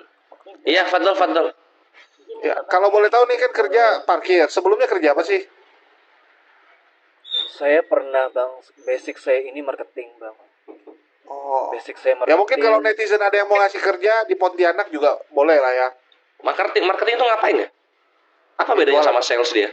Beda lah, sales jualan. Ya marketing itu, iya di Indonesia digabungin. Kalau di luar negeri itu marketing lebih fokus ke ini ya, edukasi produk, strategi iklan. Ya. Ya kalau sales ya ini closingnya. Tapi di Indonesia digabung jadi. Oke lah, ya itu Ikhwan, ahli jualan ini, punya backgroundnya jualan gitu. Oke, apa aja yang dibutuhkan, apa kesulitannya di mana aja ini Akhirudi ini? Ya, yang pertama saya minta maaf dulu lah bang, sama Boko juga semuanya yang nonton. Saat ini saya jalan kaki bang, motor saya rusak, motor Mio Soul saya rusak. Kemarin udah 4 harian yang lalu ya, 4-5 hari yang lalu saya jual sama orang yang barang rongsokan cuma laku 300.000 bang. Itu udah saya belikan beras, isi voucher listrik dan sebagainya. Saat ini Motor lu ya Mio Soul 300.000. Iya, karena rusak bang. Harus benarkannya itu mesti 1,5 juta ya. Saya nggak ada uang bang, terus terang. Saya udah bilang, saya ada sempat bilang ke adik-beradik saya minta tolong itu. Mereka nggak mau, mereka bilang kalau kembali lagi ke itu mereka juga mau bantu. Seperti itu saya nggak mau bang. Saya bersikeras nggak mau. Cuman yang saya alamin hari ini, ujian yang saya alamin hari ini itu, saya jalan kaki, kadang besok pagi ini kan anak-anak sekolah, saya harus pinjam motor, saya antar dia, nanti jam 11:30 saya pinjam motor lagi bang. Oke, ini motornya udah jadi di loak atau belum motornya? Mungkin udah dibongkar-bongkar sama, bukan di loak bang, yang kadang yang beli barang bekas itu bang, yang beli kardus, yang beli besi-besian gitu, saya jual sama dia. Oh, berarti motornya udah nggak ada gitu lah ya? Nggak ada, saya cuma jalan kaki. Oke. Apa lagi? Apa ya? Sama kontrakan sih bang. Ngelunasin kontrakan. Saya sering ketemu di masjid, selalu saya ketemu di masjid dan saya malu bang, saya nggak ada ke masjid itu lagi yang di depan gang, saya ke masjid yang di belakang gang, kan ada masjid juga. Jadi saya menghindar, saya sembahyang, saya sholat yang di masjid yang arah belakang gang saya ini bang. Karena? Malu bang, saya belum bayar kontrakan sama Pak D itu. Oh, ngelewat rumahnya yang punya kontrakan gitu ya? Dia sering sholat di masjid bang. Oh alah. Udah ngobrol belum? Udah bang, tapi kan namanya orang punya kontrakan, dia kan perlu uang juga bang. Oke. Iya, jaga adab beliau Ikhwan, mantap. Ya, saya sedikit menghindar lah bang. Menghindar saya ke masjid yang di dalam, yang di belakang gang ini ada juga. Belakang rumah ada gang belok kiri. Saya sholat di situ bang, jalan kaki, nggak terlalu jauh. Itu sih bang. Yang saya alami. Gua tambahin ya, berarti sama bayar kontrakan baru yang kisaran 600 sampai 800 ya. Iya bang, saya nggak mampu. Sip, ya itu Ikhwan. Jadi motor berapa? Motor bekas ya, Mio berapa ya? 6 juta? Berapa? 5 juta motor? Kalau itu Motor lu aja Res kirimin. Motor gua mau pakai. Mana sih? Berapa motor bekasnya? Ikhwan, berapa sih motor bekas daerah Pontianak? 3 sampai 4 juta lah bang. Oke. Kalau yang nggak ada surat itu nggak tahu ya bang ya. Saya sih nggak berani kayak gitu bang. Oke. Nggak mau. Ya. Jadi gini konsepnya Ikhwan. Jadi yang beliau butuhkan itu adalah melunaskan kontrakan dulu ya, prioritas gitu. Karena kan hajat orang ini menyangkut. Lalu kemudian kontrakan baru, berarti 1,3 kali 3 tuh berapa tuh? 4,9, 5 juta lah ya. Kontrakan baru 1 juta, 6 juta berarti sama motor. Ya berarti kisaran kita target 10 juta Ikhwannya untuk membantu Rudi ini, insya Allah mudahkan gitu kan. Tapi kalau misalnya nggak nyampe segitu, ya itulah berarti sisanya akhir Rudi istiqomah. Tapi ikhwan yang ada di sini, kalau kalian punya motor yang udah nggak kepake, tafadhol silakan. Karena setiap langkah mu'alaf meniatkan untuk ibadah penggunaan motor itu, maka kalian dapat amal jariahnya gitu. Atau yang kalian punya kerjaan juga, tadi gue lihat ada yang mau ngasih kerjaan sales marketing, mantap betul. Kontak ya. Nanti kontak Julius akan menjadi perantara kalian untuk Rudi. Oh, mungkin itu aja Jul. Yang apa? Udah cukup kali ya? Kodondi pernah kasih saya sajadah bang. Masya Allah, mantap. Salam saya dari Singapura. Boleh kasih saya ACC number pada saya? Nah, iya, diketik lagi, Rud, sebelum kita closing ya. Karena udah cukup informasi. Ya, apalagi? Iya, dia kemarin sudah dibantu sama Kodondi juga. Cuman kan nggak mungkin setiap hari mintanya sama Kodondi. Oke, poinnya? Ya, poinnya ya ini kita saling membantu lah. Tunggu nih kok nggak bisa copy paste nih.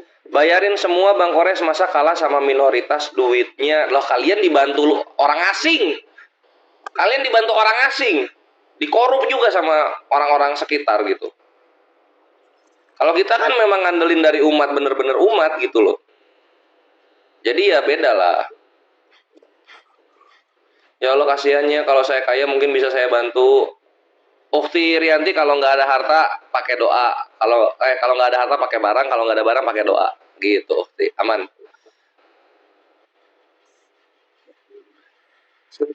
Itu udah di ya. Besok baru di post di YouTube soalnya. Iya, itu diketik lagi aja. Oke, diketik lagi. Diketik tadi, Rudi bisa tadi. Iya bang.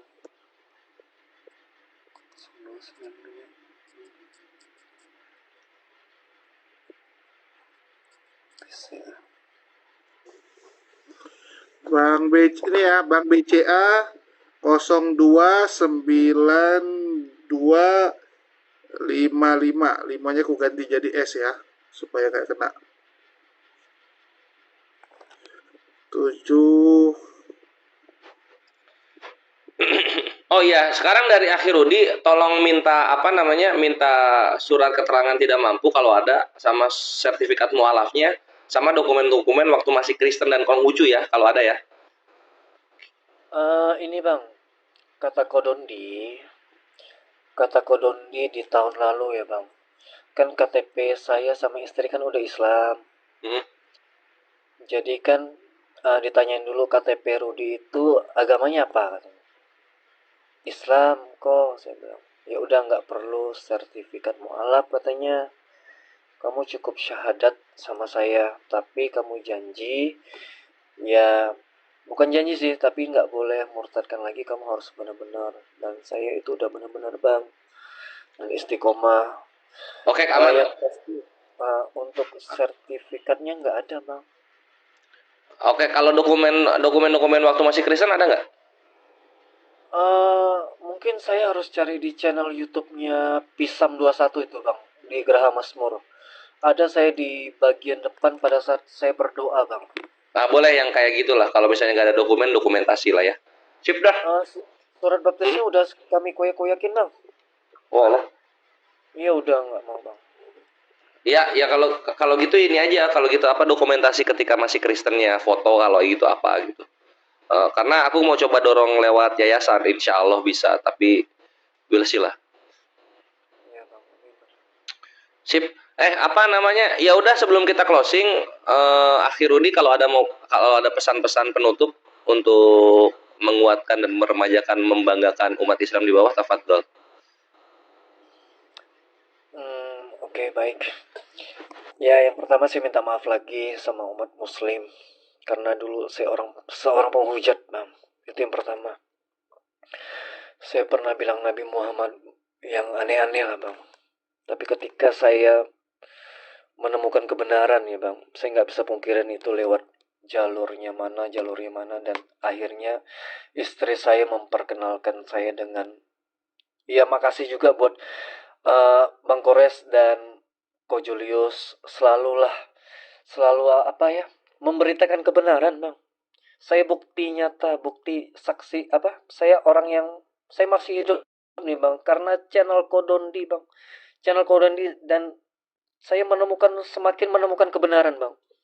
Mungkin di luar sana ya, Bang, entah dia masih oten atau beragama lain, dengan adanya Ko Julius, dengan adanya Bang Kores dan yang lainnya, mereka akan tersadar dengan sendirinya, Bang. Mereka tuh nyimak, Bang, sama seperti saya nyimak.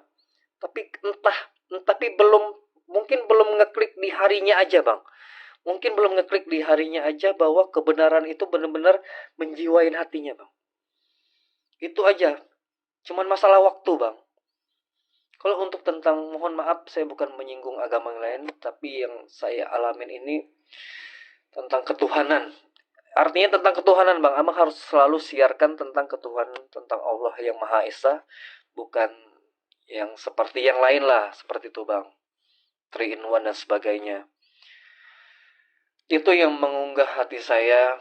Teruslah berkarya buat Ko Julius dan Bang Kores dan yang lainnya. Buat umat Muslim, yakinlah.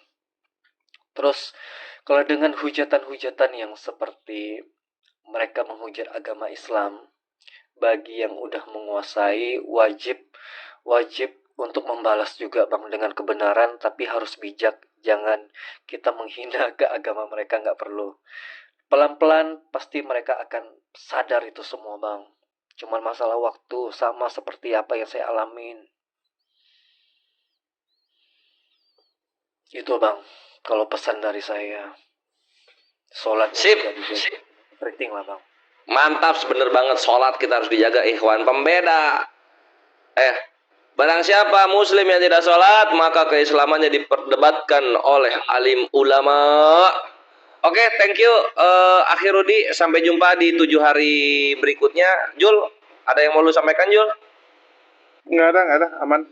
Oke, kalau gitu ikhwan ya, untuk yang ingin membantu, sekali lagi aku sampaikan DM Julius. Dan bukti konfirmasi infak kalian silakan chat ke Julius juga, sehingga kita bisa tahu totalannya gitu, ikhwan. Sip dah. Mari kita tutup dengan doa kafaratul majelis. Malam yang indah ini dan penuh surprise buat gue ya, terutama bagaimana kelakuan oknum-oknum yang benci Islam, dan ini ada saksi hidupnya. Masya Allah. Jadi makin semangat gue bubukin penghujat. Yuk kita tutup dengan doa kafaratul majelis. Subhanakallahumma wa bihamdika asyhadu an la ilaha illa anta astaghfiruka wa atubu ilaik. Amin ya Allah ya rabbal alamin. Billahi taufiq wal hidayah ya khairumah. Wassalamualaikum warahmatullahi taala wabarakatuh.